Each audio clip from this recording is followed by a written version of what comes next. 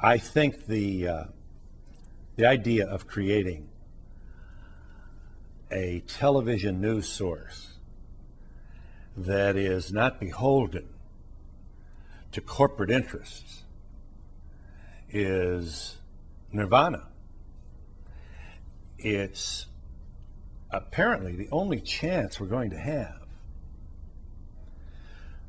to feature news reporters who don't care if the White House doesn't call them back, who are not groveling for access to the powerful, who are willing to behave inelegantly in sticking their nose under the tent to learn what the righteous and powerful have in store for us,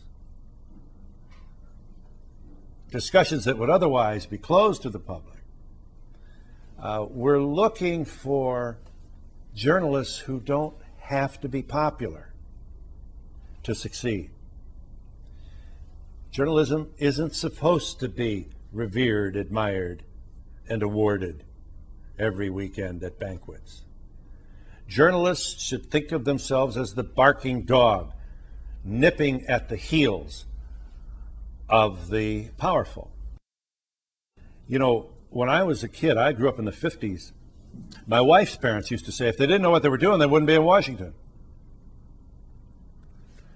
And I believed this. Eisenhower, America, all good, all powerful.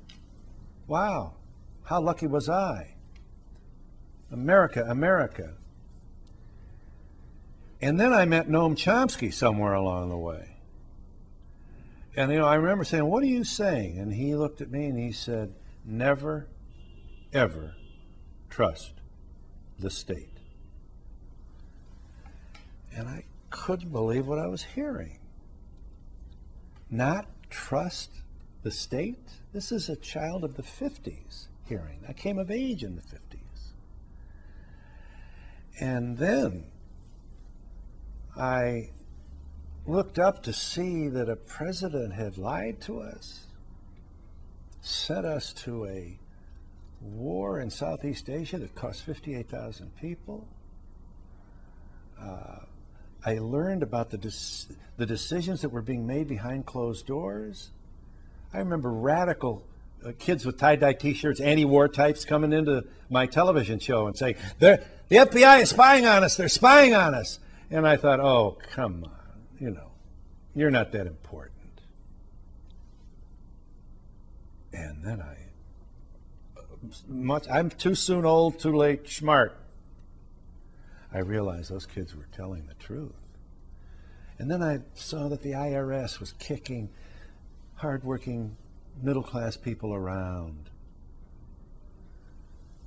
And I thought to myself, Noam Chomsky,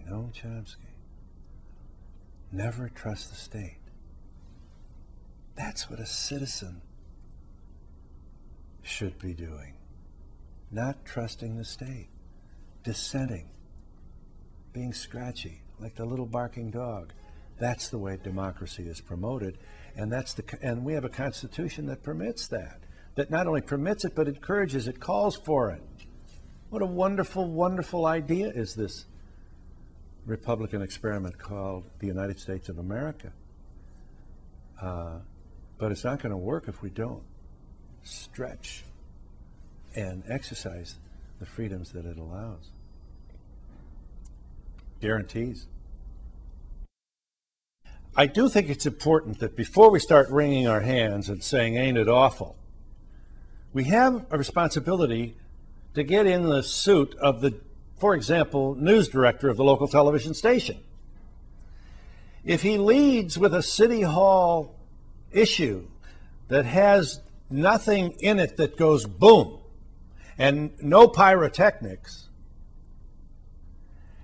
against competition that leads with broken heads and bodies and car crashes, and that fare draws a larger audience, the man who wanted to serve the public interest loses his job because he loses in the ratings war. So at least we have a responsibility to understand this. as long as the largest audience is the coin of the realm, we're going to have probably more razzle-dazzle than an examination of issues that you and I might call much more important.